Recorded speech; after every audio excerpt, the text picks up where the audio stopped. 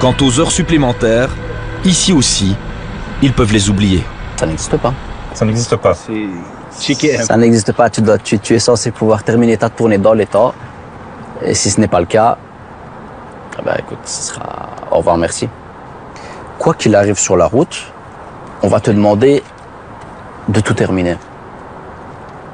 Il y a déjà eu des cas où des chauffeurs ont fait des malaises. Mais voilà, il y a déjà eu des cas où il y a des gens qui sont blessés, qui savent pas continuer leur tournée. On leur a dit non, tu te débrouilles, il faut que tu termines. Mais ils considèrent que ceux qui déposent un certificat médical parce qu'ils ne sont pas en état de travailler, c'est des voleurs. C'est ça. Et donc on ne respecte absolument rien dans cette entreprise. Non, rien. On ne respecte absolument rien. Une société de livraison qui licencie sa petite centaine de chauffeurs par WhatsApp et qui ne leur paye ni leur dernier mois de salaire, ni les nombreuses heures supplémentaires prestées.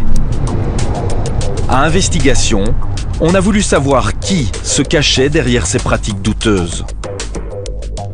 La société en question s'appelle KM Group. Elle a été créée en septembre 2020. L'entreprise concentre ses activités sur la livraison de colis Amazon.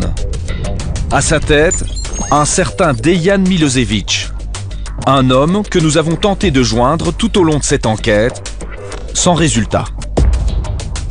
Officiellement, un seul patron, mais qui semble pourtant avoir été étroitement associé à une autre personne.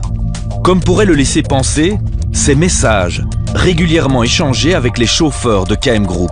Bonjour Kaplan, j'ai 170 colis à livrer et j'ai pas de scan. Après on va me dire que je suis en retard. Tu dois faire ta livraison.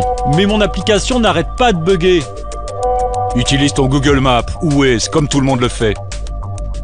Kaplan Coacher conteste catégoriquement tout rôle de direction au sein de la société. Je ne suis pas le gérant de l'entreprise, donc moi aussi je suis comme les autres employés, désolé.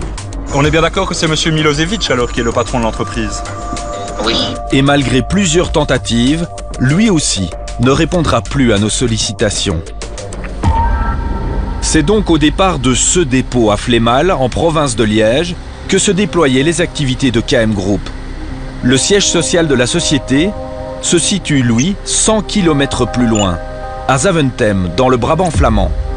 En 4 années d'existence, KM Group a changé 3 fois de siège social. Le dernier en date se trouve ici, dans ce complexe de bureaux. Avant cela, le siège social de KM Group se trouvait quelques centaines de mètres plus loin, dans ce bâtiment. Ici aussi une sonnette et le nom de plusieurs autres sociétés, dont l'une a retenu notre attention. Il s'agit d'une chaîne de restauration asiatique. Administrateur, Kaplan Coacher. Autre élément troublant, l'un de ces restaurants qui a fermé ses portes juste avant la fin des activités de la société de livraison.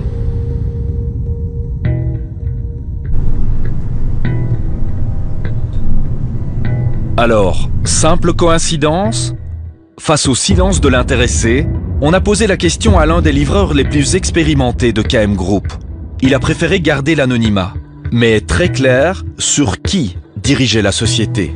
Au quotidien, on avait des dispatchers qu'on devait appeler en cas de souci ou en cas de demande.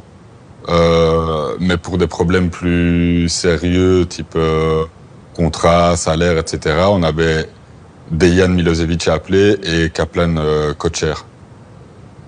C'était clairement les deux patrons, ouais.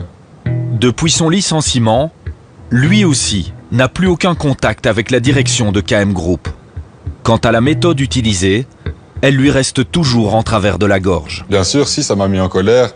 Maintenant, la manière dont ils ont joué leur faillite, ça, je peux pas... Je ne sais pas si ça a été bien fait, mal fait, entre guillemets. C'est pour moi des amateurs parce que rien n'était bien géré, quoi. Alors aujourd'hui, vous en êtes où? Ça fait 3 mois qu'on vit sans argent.